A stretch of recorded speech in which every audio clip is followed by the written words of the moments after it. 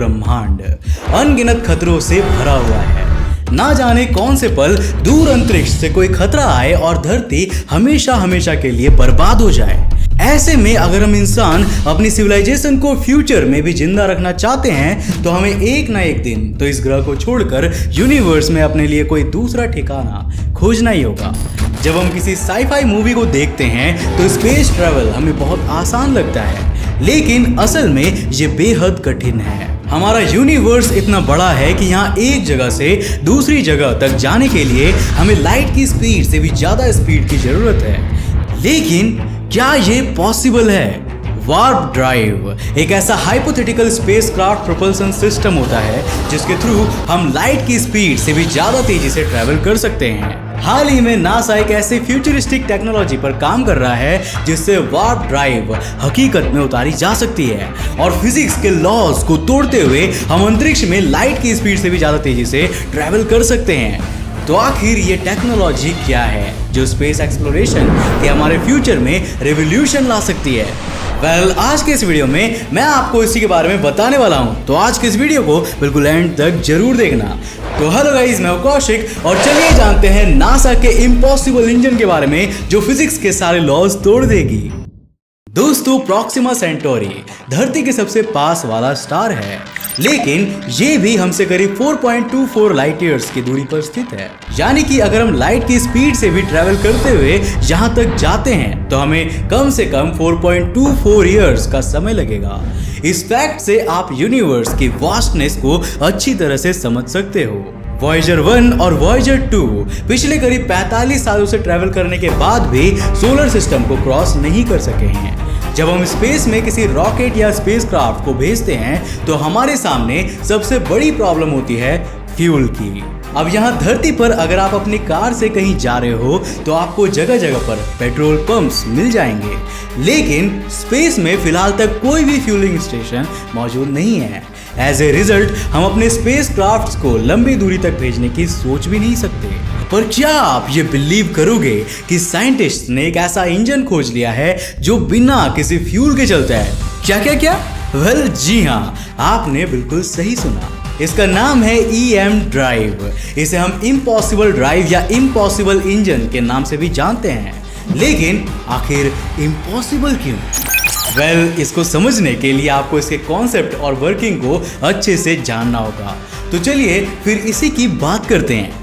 जब भी कोई चीज आगे की ओर बढ़ती है तो इसके लिए उसमें थोड़ा बहुत कंजर्वेशन ऑफ मोमेंटम जरूर होना चाहिए। अब आप खुद को ही देख लो, जब आप आगे की ओर चलते हो तो आपके पैर जमीन को पीछे की ओर धकेलने की कोशिश करते हैं, जिससे कि आपको आगे बढ़ने के लिए थ्रस्ट मिलता है। यही सेम कॉन्सेप्ट स्पेसक्राफ्ट्स पर भी लागू होता है। स्पेसक्राफ्ट्स में लगे हुए प्रोपल्सन सिस्टम जब एग्जॉस्ट से गैसेस को निकालते हैं तो उन्हें आगे जाने के लिए पुश मिलता है। हमारी व्हीकल से लेकर एरोप्लेन्स भी इसी कॉन्सेप्ट पर काम करते हैं। लेकिन EM ड्राइव में ऐसा कुछ भी नहीं होता है। EM ड्राइव के अंदर एक क्लोज्ड चेंबर होता है जिसमें माइक्रोवेव्स होती है और वो इसके अंदर ही एक सरफेस से दूसरी सरफेस पर टकराती रहती है। वैज्ञानिक ऐसा कहते हैं कि इंजन को इससे ही थ्रस्ट मिलता है, लेकिन कैसे?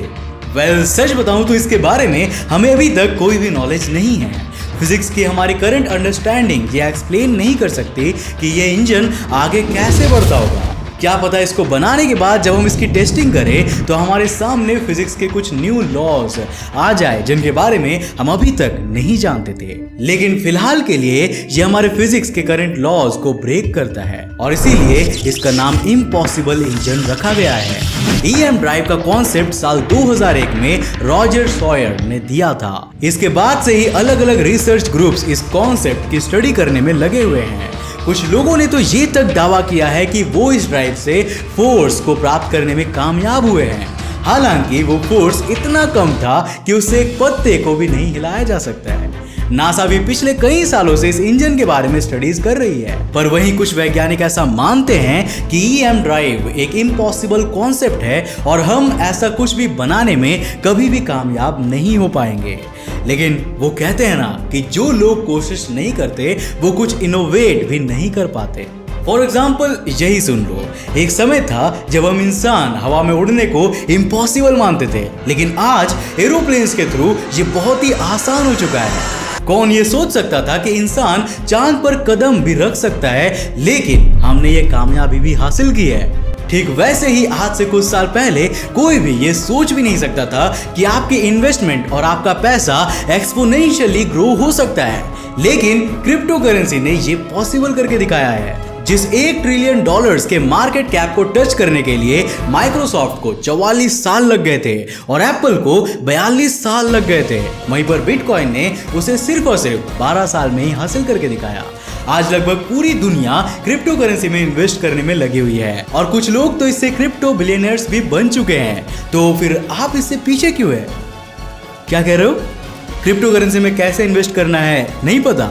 अरे यार मैं हूं ना, मैं बताता हूं। ये है CoinSwitch Kuber app, India's most trusted crypto exchange platform. इसका यूजर इंटरफेस न्यू यूजर्स को खास तौर पर ध्यान में रख के डिजाइन किया गया है। इसे यूज करना काफी सिंपल और इजी है। इसमें इंस्टेंट डिपॉजिट और विड्रॉल होता है, मतलब आपके पैसों के फंसने का कोई झंझट नहीं है। साथ ही आप सिर्फ और सिर्फ 100 रुपए डिपॉजिट करके अपनी क्रिप्टो जर्नी शुरू कर सकते हो। अगर आप डिस्क्रिप्शन में दिए हुए मेरे लिंक से कॉइनस्विच कुबेर ऐप को डाउनलोड करते हो तो आपको 50 रुपए वॉट के बिटकॉइंस बिल्कुल फ्री मिलेंगे। अब तक 1 करोड़ से भी ज्यादा इंडियंस कॉइनस्विच कुबेर के साथ जुड़ चुके हैं और उन्होंने क्रिप्टो करेंसी के मार्केट में कदम रख दिया है। तो फिर आप क्या सोच रहे हो? यही मौका है दुनिया के ट्रेंड में शामिल होने का। और साथ ही अगर आप क्रिप्टो करेंसी के बेसिक्स को समझकर इसके एक्सपर्ट बनना चाहते हो तो कॉइनस्विच कुबेर का यूट्यूब चैनल भी है, उसे भी जाकर सब्सक्राइब कर सकते हो, जिसका लिंक नीचे डिस्क्रिप्शन बॉक्स में दिया हुआ है। Now as always CoinSwitch Kuber app को डाउनलोड कर और ट्रेड कर बेफिक्र। अब क्रिप्टो करेंसी के लिए तो कॉइनस्विच एक बेस्ट पॉसिबल ऑप्शन है, लेकिन स्पेस एक्सप्लोरेशन के इतिहास में हमें ऐसे कई एग्जांपल्स मिलते हैं जब लोगों ने EM ड्राइव जैसे कुछ प्रोजेक्ट्स को इम्पॉसिबल समझा, पर बाद में वो सफल हुए और उन्होंने स्पेस एक्सप्लोरेशन में रिवॉल्यूशन लाने का काम भी किया। और ऐसा एक प्रोपल्सन सिस्टम था आयरन ड्राइव। ये एक solar electric propulsion spacecraft system है। आज से करीब 50 साल पहले जब इसको इमेजिन किया गया तो ये कोई साई-फाई मशीन की तरह ही लगता था और ऐसा माना जाता था कि रियलिटी में आयरन ड्राइव जैसा कुछ भी पॉसिबल ही नहीं है। लेकिन साल 2016 में नासा ने एरोजेट रॉकेडाइन नाम की एक कंपनी को इसकी फर्दर स्टडीज के लिए $67 मिलियन दिए। आयरन ड्राइव सबसे पहले सोलर एनर्जी को इलेक्ट्रिसिटी में कन्वर्ट करती है और फिर ये इलेक्ट्रिसिटी आयंस को एक नोजल के थ्रू एक्सेलरेट करके थ्रस्ट को प्रोड्यूस करती है। और आपको बता दूं कि आयरन ड्राइव वाले इंजन्स कई स्पेस मिशंस के लिए तो इस्तेमाल भी किया जा चुका है। साल 2007 में सीरीज और विस्टा को ऑर्बिट करने के लिए भेजे गए डॉन स्पेस प्रोब में भी आयरन ड्राइव का ही यूज किया गया था। आयरन ड्राइव प्रोपल्सन सिस्टम बहुत ही कम फ्यूल में ज्यादा दूरी तक जाने में सक्षम है, लेकिन हाँ इसका एक डिसएडवांटेज भी है और वो है इसकी स्लो स्पीड। हमारे एग्जिस्टिंग प्रोपल्सन सिस्टम के अपोजिट ये स्पेस में काफी स्लो ट्रेवल करता है, जो स्पेस एक्सप्लोरेशन के फ्यूचर के लिए आइडियल तो बिल्कुल भी नहीं है। अब EM ड्राइव के अलावा एक और टेक्नोलॉजी है जिस पर नासा हाल ही में काम कर रही है और वो है न्यूक्लियर पल्स प्रोपल्सन,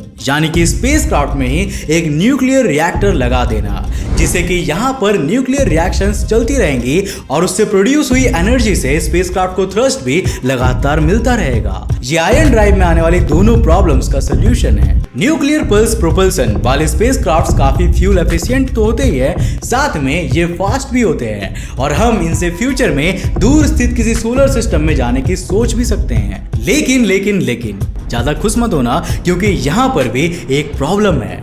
ऐसे न्यूक्लियर रिएक्टर्स में हाईली एनरिच्ड यूरेनियम की जरूरत होती है। इनके बिना इसमें रिएक्शंस करा पाना पॉसिबल नहीं होता और अमेरिका की पॉलिसीज के अनुसार स्पेस में हाईली एनरिच्ड यूरेनियम का यूज तब तक नहीं किया जाना चाहिए जब तक कि हमारे पास इसका अल्टरनेटिव मौजूद ना हो।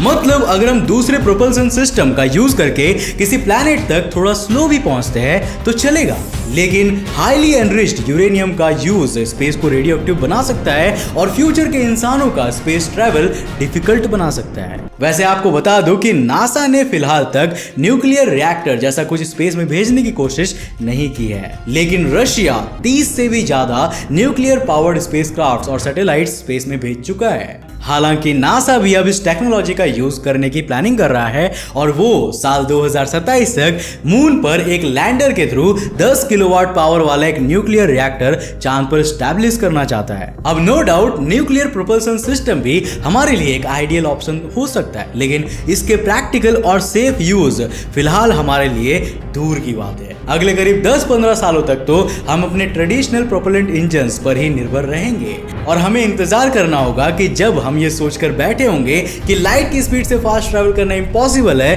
तब कोई इंसान अपने दिमाग से इसे पॉसिबल कर दिखाएगा और पूरी दुनिया एक पल में ही बदल जाएगी।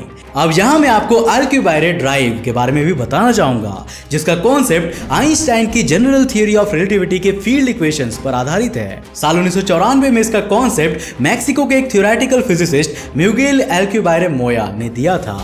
यह नेगेटिव मास के कॉन्सेप्ट पर वर्क करता है। इसमें फ्यूल के तौर पर एक्सोटिक मैटर का यूज किया जाता है। एक्सोटिक मैटर यानी कि वो पार्टिकल्स जिनके बारे में हम कुछ भी नहीं जानते हैं, जैसे कि डार्क मैटर और ऐसे पार्टिकल्स जिन्हें हम आसानी से क्रिएट नहीं कर सकते हैं, जैसे कि एंटी मैटर। कुछ लोग तो ऐसा भी मानते हैं कि अल्क्यूबायरे ड्राइव को स्पेस टाइम का मैनिपुलेशन करके भी चलाया जा सकता है। मतलब अगर हम स्पेस टाइम के कर्व को अपने मन मुताबिक फोल्ड करने की कैपेसिटी हासिल कर ले तो हम लाइट की स्पीड से कई गुना ज्यादा तेज ट्रैवल कर सकते हैं। हालांकि ये सारी बातें फिलहाल के लिए तो सिर्फ इमेजिनेशन ही है और रियलिटी से इसका कोई भी वास्ता नहीं है। जिस ईएम ड्राइव के कॉन्सेप्ट को स्टडी करने में नासा पिछले 20 सालों से लगा हुआ है, अगर वो सच साबित होता है तो ये फिजिक्स के कई नियमों को तो डेफिनेटली ब्रेक करने वाला है और हम इंसानों को एक नए साइंटिफिक फ्यूचर में एंटर कराने वाला है। वैसे अब आपकी बारी, आपको क्या लगता है, क्या हम ईएम ड्राइव को रियलिटी में उतार पाएंगे, हाँ या नहीं? हमें नीचे कमेंट करके जरूर बताना। अगर आप भी क्रिप्टो करेंसी में इन्वेस्ट करना चाहते हो तो कॉइनस्विच कुबेर ऐप को डाउनलोड करना मत भूलना, लिंक नीचे डिस्क्रिप्शन बॉक्स में है। मुझे उम्मीद है कि आज के इस वीडियो से आपने काफी कुछ नया सीखा होगा। अगर सीखा तो इस वीडियो को एक लाइक करने के साथ साथ अपने फ्रेंड्स और फैमिली के साथ जरूर शेयर करना। अगर आप नए हो इस चैनल पर तो ऐसे इंटरेस्टिंग वीडियोस के लिए इस चैनल को सब्सक्राइब करने के साथ साथ नोटिफिकेशन बेल को बंद कर देना ताकि आप देख सको हमारे वीडियो सबसे पहले। तब तक के लिए बाय, जय हिंद।